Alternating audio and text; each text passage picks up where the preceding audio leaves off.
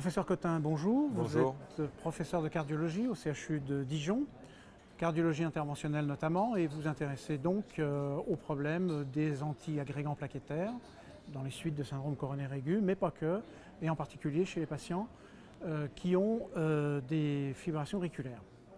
Donc Oui. je crois que c'est de ça que vous vouliez parler. Alors, on a eu une très belle session aujourd'hui sur la thématique. C'est un vrai problème de santé publique. Premièrement, combien de patients sont en fibrillation atriale avant un syndrome coronaire aigu? En fonction des études, entre 5 et 10%. Donc on voit que c'est une question récurrente. Premier point. Deuxième point, c'est que quand on regarde les patients qui vont faire une fibrillation atriale au cours de leur syndrome coronaire aigu, c'est entre, là encore, 15 et 20% des patients.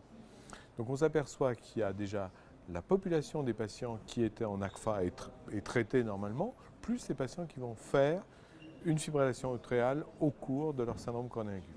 Ce qu'on sait aussi, Donc peut-être la révéler. La révéler. Vous étiez peut-être sur le point de passer. Révéler, Oui. on la découvre à ce moment-là. Ouais. Ce qui est très intéressant, c'est que quel que soit le type de fibrillation atriale, c'est associé à un mauvais pronostic des patients. Surmortalité, plus d'AVC, plus d'insuffisance cardiaque, plus de décès cardiovasculaires. Donc de toute façon, enregistrer une fibrillation atriale au cours du syndrome coronaire aigu, C'est un signe. C'est un signe de gravité. Alors qu'en est-il du traitement? Aujourd'hui, on a des recours qui sont très bien écrites. Le patient qui est en fibrillation atriale sous anticoagulant doit, s'il est dilaté bien entendu, bénéficier d'une trithérapie qui comportera AOD ou AVK, aspirine, clopidogrel. Et le but, c'est d'avoir une durée d'exposition à cette trithérapie le plus courte possible, pour faire simple, entre 1 mois et 3 mois. Et le reste de l'année, entre le 3e mois ou le 1er mois et le 12e mois, une bithérapie qui comportera plutôt du clopidogrel que de l'aspirine. Et au bout d'un an, les patients doivent, autant que faire se peut, ne pas recevoir d'antiagrégants.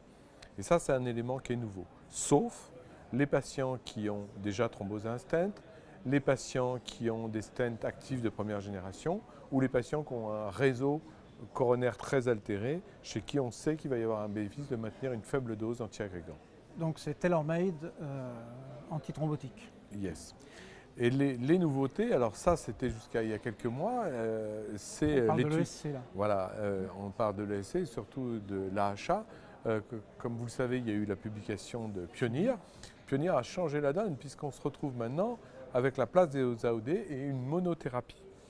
Alors Pioneer, résumé, tout le monde connaît l'étude,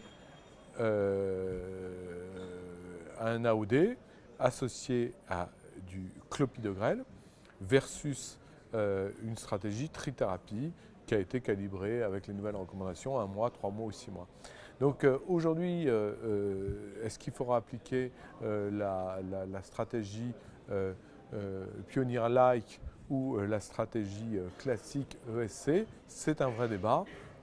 Pour ma part, je pense que les patients qui étaient déjà sous AOD, on adaptera la posologie et on sera plutôt sur une monothérapie par du clopidogrel pendant une durée, là encore, probablement le plus courte possible. Dans Pioneer, on était à 12 mois, mais probablement qu'on va être sur des bithérapies plus courtes.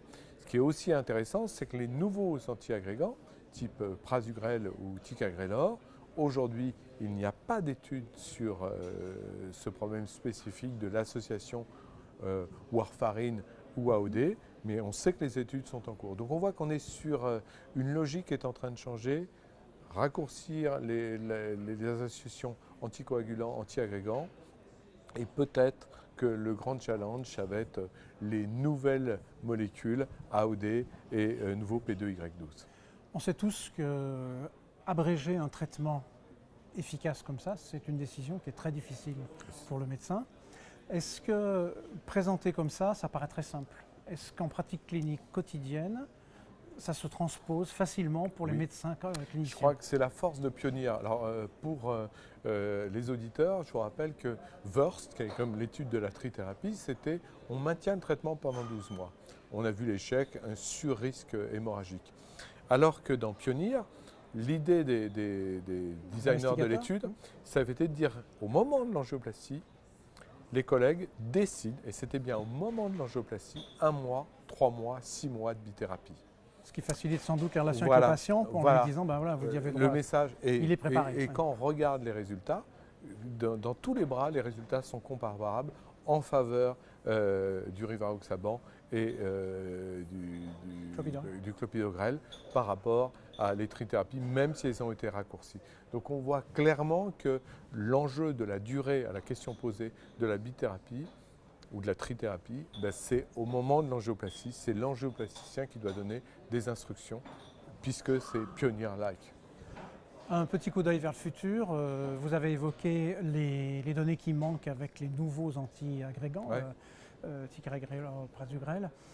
Qu'est-ce qu'on attend On attend justement, probablement comme dans Pionnier, baisser la dose des AOD ou des AVK, parce que Pionnier, je vous rappelle que la posologie des AVK était identique, c'est-à-dire qu'on n'avait pas une baisse, alors que dans Pionnier, on a une baisse du rivaroxaban.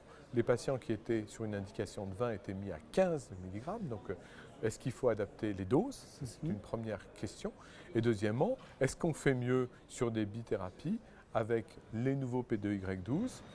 Et là encore, on connaît le résultat, il va probablement y avoir un risque de saignement, donc ce sera peut-être des durées courtes, mettons 1 mois AOD, TICA ou Prasu, et puis après repasser au clopidogrel. Ça va être plutôt des schémas thérapeutiques à mon sens que des stratégies de molécules. On va être sur des schémas thérapeutiques qui sont à valider. Des études en cours, on a des chances d'en reparler l'année prochaine? Oui, beaucoup d'études. 2017 sera fructueuse. 2017, oui. les inclusions ont quasiment fini. Oui, toutes On les aura des molécules. données. Et on va être vraiment sur des bithérapies. Hein. C'est ça qui est quand même très nouveau. Et puis, il ne faut pas oublier que chez le patient chez qui on ne peut pas mettre, eh ben, on a toujours la possibilité de ne pas mettre d'anticoagulant, de fermer l'auricule. On a quand même beaucoup de stratégies qui sont en cours de discussion. Ça justifiera des recommandations à elles seules sur cet aspect-là. Ah, mais c'est certain. Les recommandations 2016, donc qui sont récentes Général. sur fibrillation atriale et anti-agrégants, on voit qu'elles sont déjà obsolètes.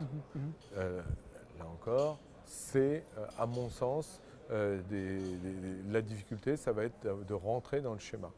On n'a plus qu'à prendre rendez-vous pour les 28e journées en 2017 Sans et problème. refaire le point. À bientôt. Merci beaucoup.